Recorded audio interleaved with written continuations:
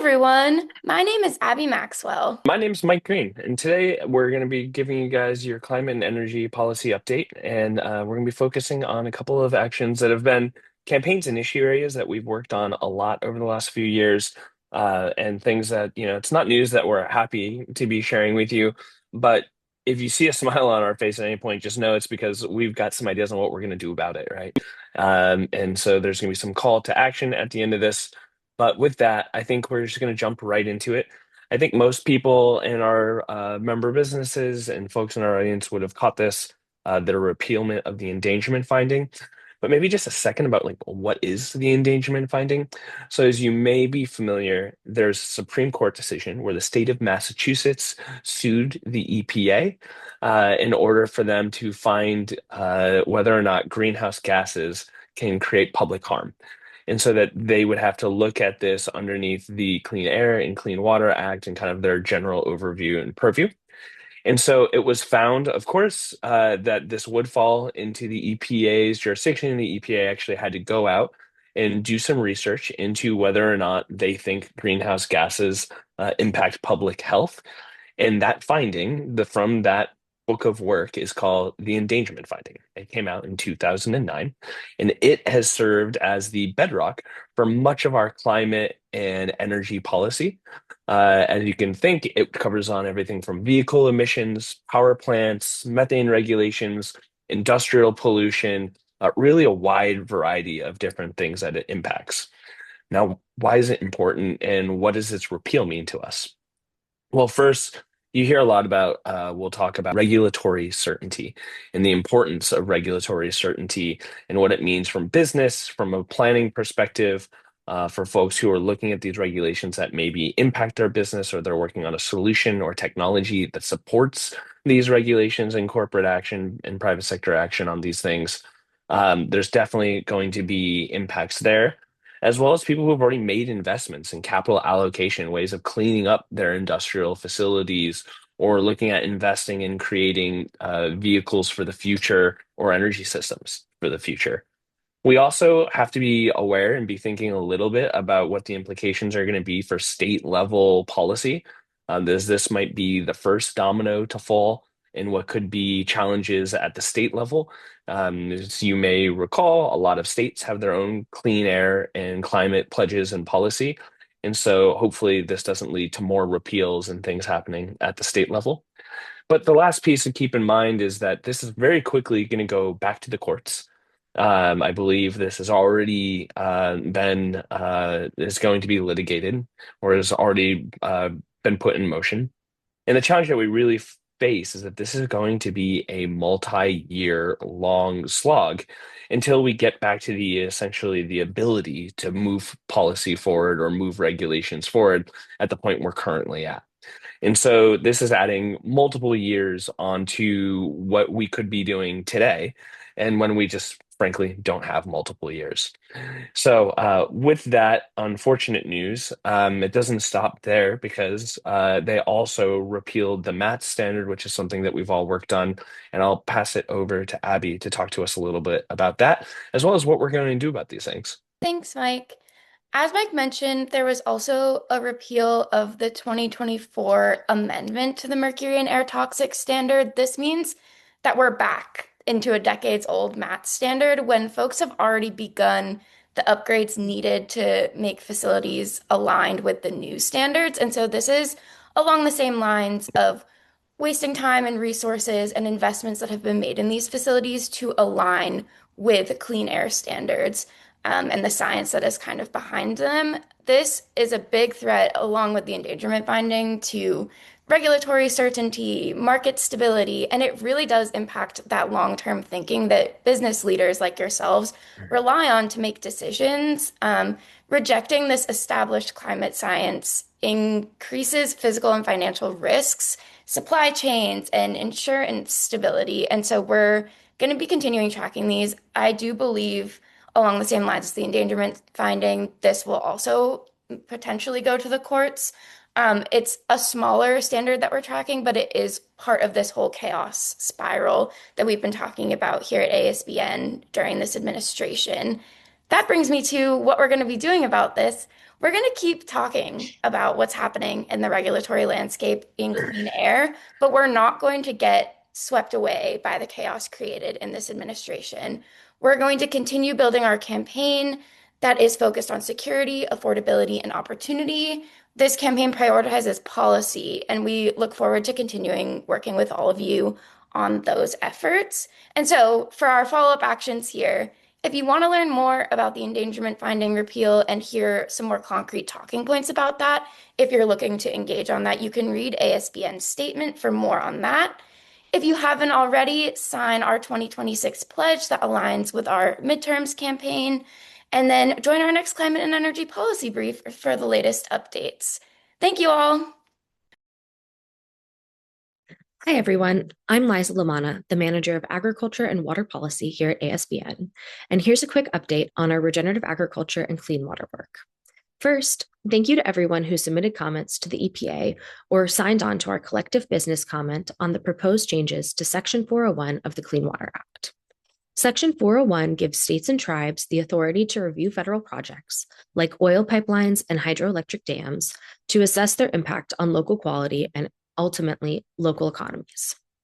The proposed rule would significantly narrow that review process, limiting the ability of state and tribal governments to weigh in on projects that directly affect their communities.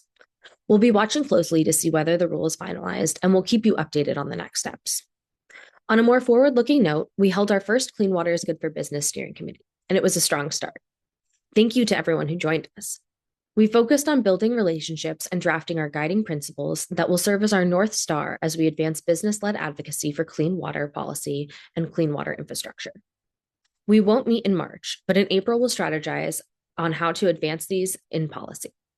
If you're interested in joining, please reach out. Turning to regenerative agriculture and justice, the Farm Bill is front and center. The Farm Bill is a major federal package that shapes food and agriculture policy roughly every 5 years. It influences everything from conservation farming and rural development to SNAP and crop insurance. Ultimately, it determines what we grow and how we grow it. If you want to learn more about what the Farm Bill is, you can read this blog that we published last summer. And to learn more about how farmers and brands were feeling going into the 2026 Farm Bill season, you can read this blog that was published in February by my colleague Abby. The Republican-led House Agriculture Committee recently released its 802-page draft ahead of the markup that was scheduled for the week of March 3rd. A markup is when the Ag Committee comes together to discuss the bill and propose amendments. After years of extensions and stalled progress, this could have been an opportunity for meaningful reform. Instead, the draft is deeply disappointing and highly partisan. It proposes major cuts to conservation programs, includes provisions that would block pesticide victims from seeking legal recourse, and would significantly restrict EPA authority to regulate pesticides, while also undermining states' ability to set stronger protections. Several of these provisions resemble elements of the Permit Act, which is something that the Clean Water is Good for Business campaign was advocating against last year. Because the bill is still in committee, there's an opportunity to influence amendments that can be added during the markup before it moves any further. ASBN has already sent a letter outlining our concerns and urging substantial reforms. Without major changes, it's difficult to see a path forward in the Senate, and many observers view this draft as more of a political tactic going into the midterms than a serious bipartisan effort to advance policies that would support farmers, rural communities, and small businesses. We'll continue engaging on amendments and keeping the business voice strong in these conversations. As always, thank you for being a part of this work, and I look forward to seeing you online.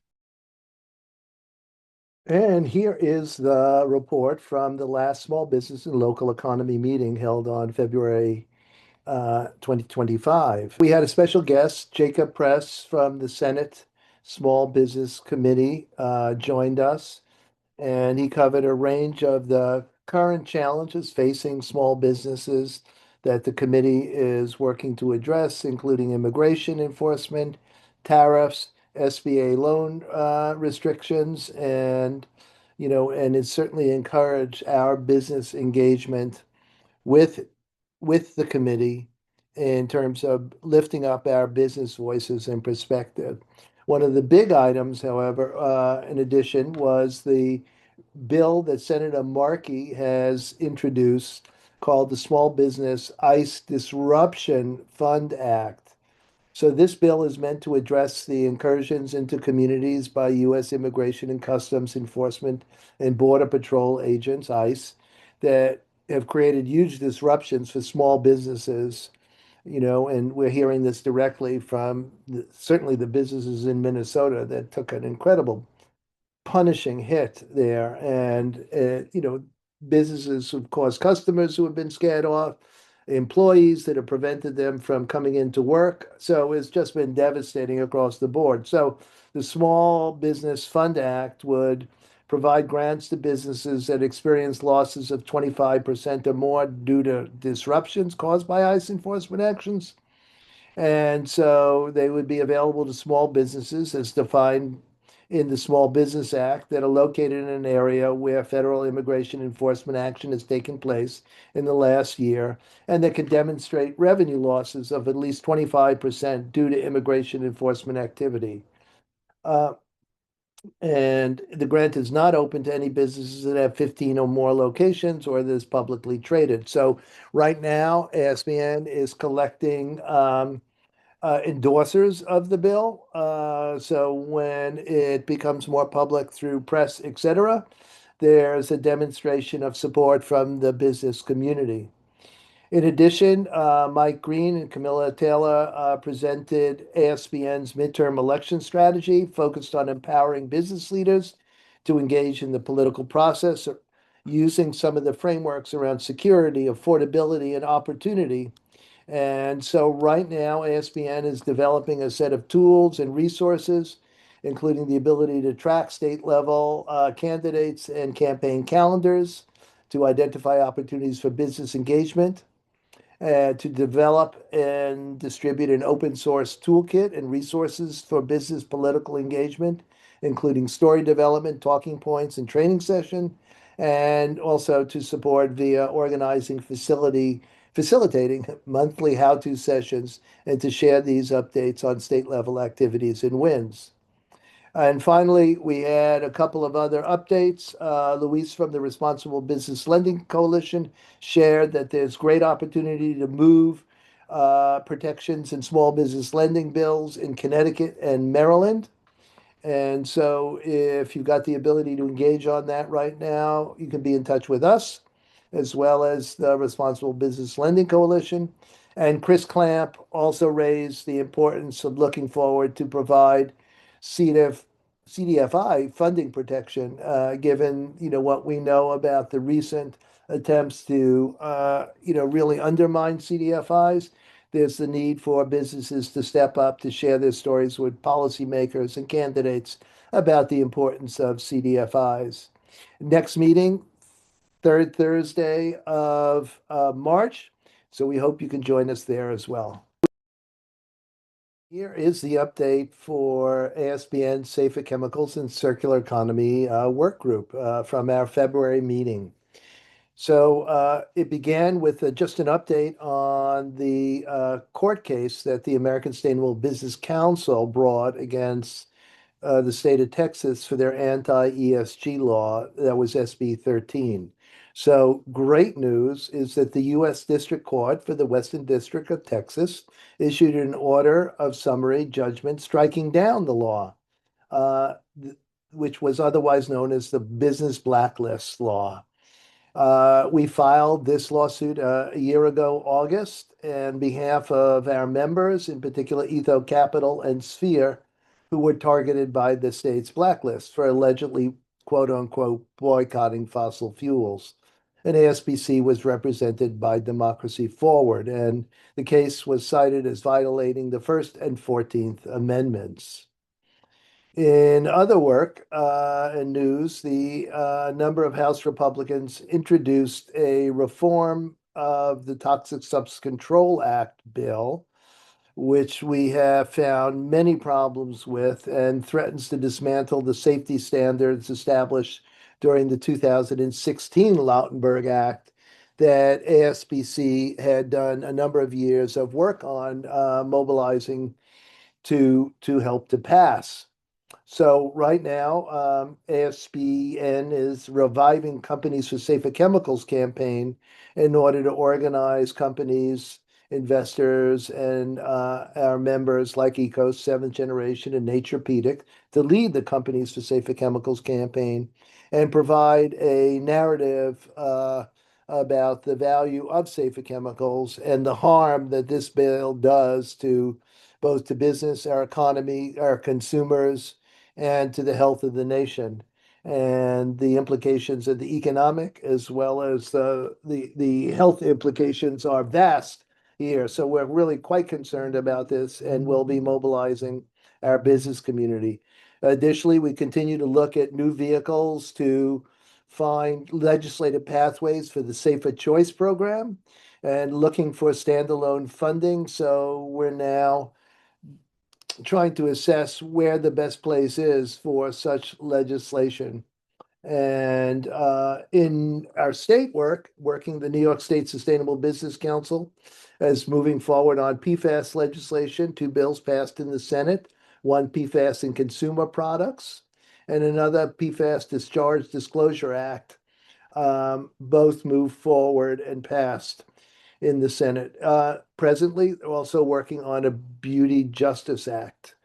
We also heard reports about several bills in California, including SB 501, which is the medium format batteries bill, which extends the state's battery program to include storage for batteries used in power equipment and home tools. Also, a nitrous oxide ban, which is a public health initiative to ban personal use of nitrous oxide to address youth misuse, following the Nebraska legislative model.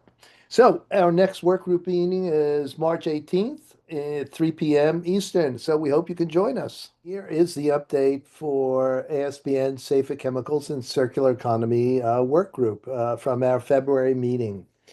So it began with just an update on the court case that the American Sustainable Business Council brought against the state of Texas for their anti-ESG law that was SB